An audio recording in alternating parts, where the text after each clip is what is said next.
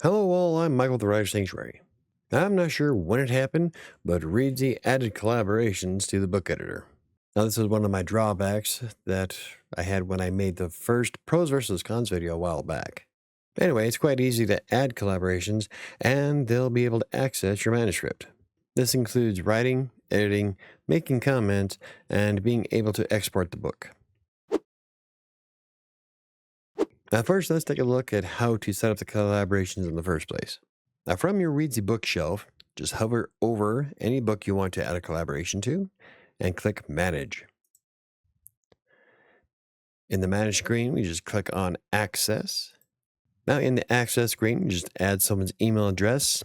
You can add as many as you'd like, and then hit Invite, and it'll invite all the people you added. Now what this will do is that Reedsy will send an invite to all those email addresses, and anybody who does not have a free Reedsy account has to create one in order to access your manuscript. So yes, they have to be on Reedsy's platform before they can even look at your book. But once they do, they can highlight text, create comments, they can rewrite some things. It's a collaboration. So you can do this with other writers, maybe have a friend helping you edit, or maybe you want to do some ghostwriting. I'll go over that in a second. Now, once you have collaborators and you want to revoke the access for any reason, you just scroll down to their name, click on the three dots here in the middle, and click on Revoke. That removes them from being able to access your manuscript. It's pretty quick and easy, actually. That way you can give access to it for a limited time, or if maybe someone's threatening or deleting stuff willy-nilly. Whatever reason for revoking the access, you just click on that, takes them right off. Now, if you notice in the Reedsy book editor, if you see right here on the top right-hand side, you can see that there's a little icon there. That means that this book has collaborators to it. None of these other ones have it. So it's easy to tell which books have collaborations to them. Now, the most important aspect of this is having trust in your collaborators. A whole lot can happen when you give someone access who shouldn't have it. You always have to have utmost faith in the collaboration. And it also doesn't hurt to make regular backups just in case something terrible happens. But with that being said, there's a lot that can come from having this feature built into Reedsy. For me, it's all about giving my friend access so she can highlight parts of the book that don't make sense or need reworking. However, I can see a lot of other uses for the collaboration. For example, what if somebody wants you to ghostwrite a book for them? Well, as long as they have a Reedsy account, you're able to share that manuscript and they can make changes and go back and forth. And both of you can work on it quite easily together from Reedsy.